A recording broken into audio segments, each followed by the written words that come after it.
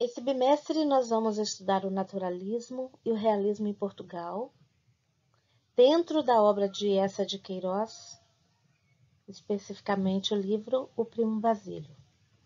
Naturalismo e realismo no Brasil, dentro da prosa de Aloysio de Azevedo, e o realismo psicológico de Machado de Assis, como trabalho bimestral, adaptação dos contos do mesmo autor, Machado de Assis.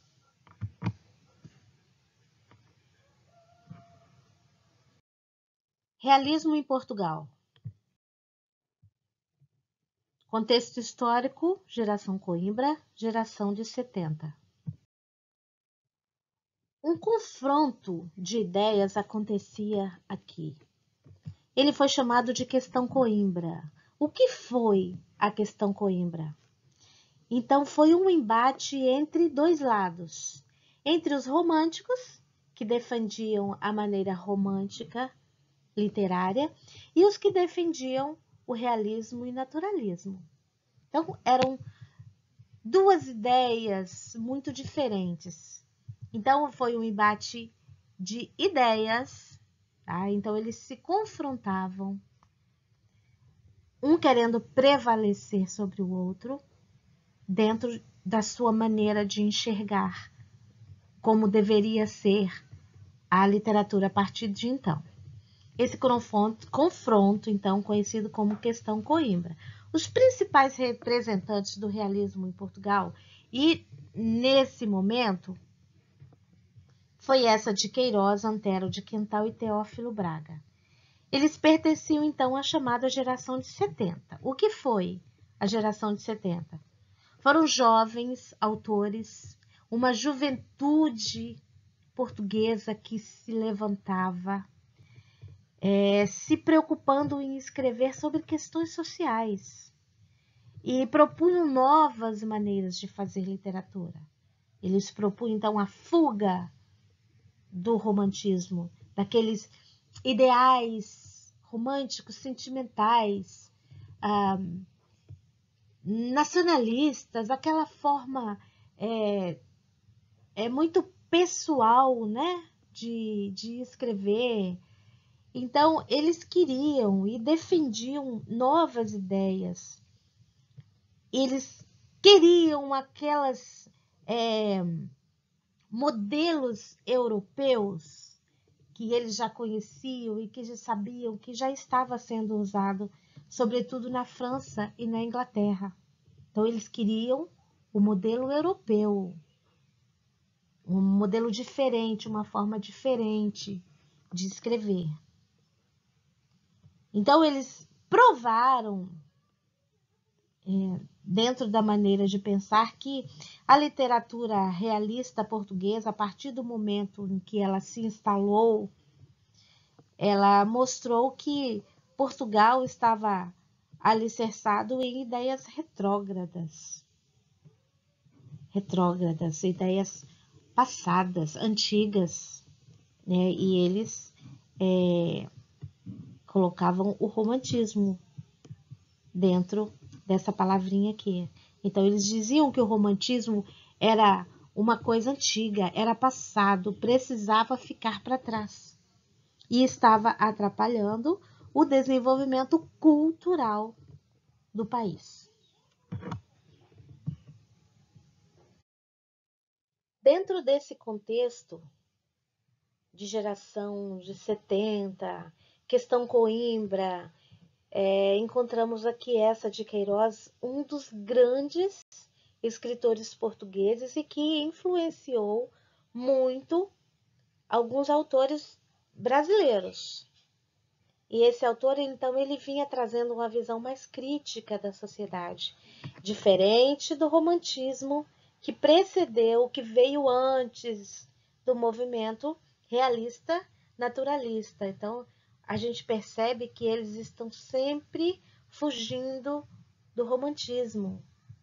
Então, eles não querem mais essa forma literária. Eles querem uma visão crítica da sociedade, eles querem ser o espelho da sociedade.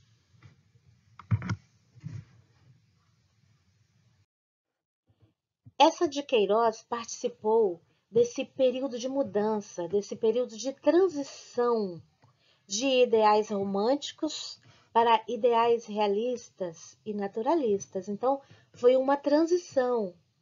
Esse autor ele passou por 3 fases dentro da sua obra. Então, na primeira fase, ele ainda produzia obras com influência romântica. Era o início, né? Ele ainda tinha traços românticos dentro da sua obra. Idealistas, nacionalistas, uma coisa mais sentimental. O naturalismo ele aparece nas narrativas então da sua segunda fase. Ele começa agora nessa segunda fase a trabalhar os problemas da sociedade. Então ele começa a espelhar a sociedade dentro da sua obra. Então quem lia os livros de Eça de Queiroz encontrava ali alguns problemas da sociedade. Então não era somente denúncia, era uma denúncia para que a sociedade percebesse o seu erro e tentasse mudar. Então eram romances de tese, eram romances com o intuito de esclarecer para a sociedade o que vinha acontecendo, espelhos da sociedade. O Crime de Padre Amaro e O Primo Basílio são 2 de suas obras mais importantes. Com temática crítica, sempre temática crítica, o autor causou polêmica na sociedade portuguesa da época e foi condenado pela igreja. Esse autor ele era muito atrevido na sua obra. Ele causava muito impacto, ele deixava a sociedade boquiaberta com a sua obra, porque era uma obra tida como até pornográfica, porque ele era muito explícito, né? Ninguém ainda tinha escrito da forma como ele escreveu, atacando a sociedade de uma forma muito concreta, muito forte. Então, ele atacava alguns pilares da sociedade. E a Igreja Católica, então, nesse momento, como sendo um dos pilares que recebiam essas críticas, a Igreja condenou esse autor. Vamos ver um pouco mais sobre cada fase de Eça de Queiroz. Então, nessa primeira fase, o autor ainda vinha impregnado do romantismo social. Então, ele ainda trazia traços românticos. Ali da terceira geração romântica, do condoreirismo, aquele romantismo que começava a olhar para fora. Então, ele vinha com influência de Victor Hugo, um grande autor romântico francês. As obras constituíam-se de artigos e crônicas que foram publicados na Gazeta de Portugal, um jornal da época, e que mais tarde foram reunidos sob o nome de prosas bárbaras.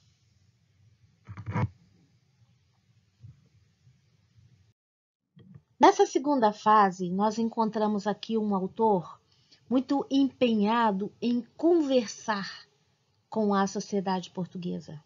Como? Através dos seus romances de tese. Aqueles romances que buscavam ser, retratos da sociedade, que traziam dentro deles críticas sociais, com o intuito de serem os reflexos do que acontecia com a sociedade naquele momento. Então, eles traziam aqui algumas críticas aos pilares sociais daquele momento, da igreja, o casamento, a aristocracia, a burguesia. Então, dentro de cada um desses romances, eles abordavam um desses temas, quase sempre. Então, sempre tinham alguns personagens que, por exemplo, padres. Aqui nós poderíamos encontrar, então, casamentos com problemas. Então, eles retratavam aqui mulheres que traíam esposos, esposos que traíam suas mulheres. Então eram sempre romances muito apimentados, que a sociedade chegou a tomar um susto, né? Como esse autor fala assim tão abertamente dessas coisas, é como se fosse um tapa ali na cara da sociedade. Olha como vocês estão vivendo, olha como nós estamos vivendo. Atacavam as famílias aristocráticas, aquelas famílias de berço nobre, né? Mostrava então a mentira dos burgueses, né? Então, eram realmente romances que buscavam a mudança na sociedade. Então, eles não atacavam, não denunciavam apenas porque eles queriam ser maus, não. Era com o intuito de mudar a sociedade.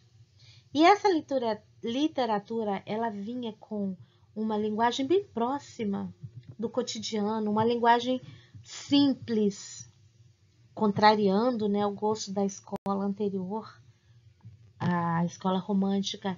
Então eles traziam uma linguagem bem coloquial e por isso eram livros fáceis de serem lidos e de serem entendidos.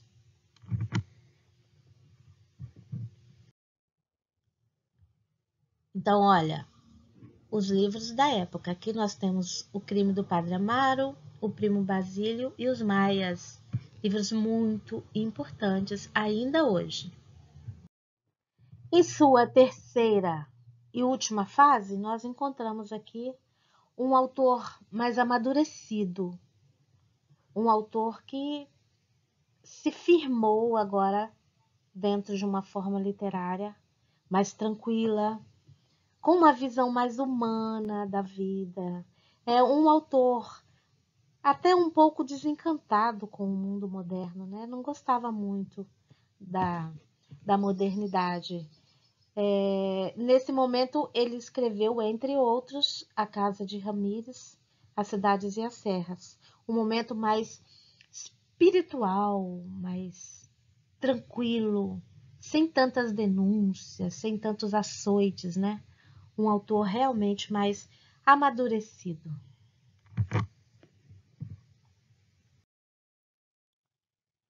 Depois de ver o vídeo e entender um pouco sobre esse autor e esse momento na literatura portuguesa, você vai fazer essa atividade e vai mandar para mim no meu privado. O que foram, então, a questão Coimbra e a geração de 70? Atividade 2. Os autores realistas e naturalistas queriam se distanciar dos ideais românticos, daquela forma romântica de literatura. Então, agora, na obra deles, qual a principal característica que eles traziam? E 3. Fale sobre a segunda fase de Eça de Queiroz.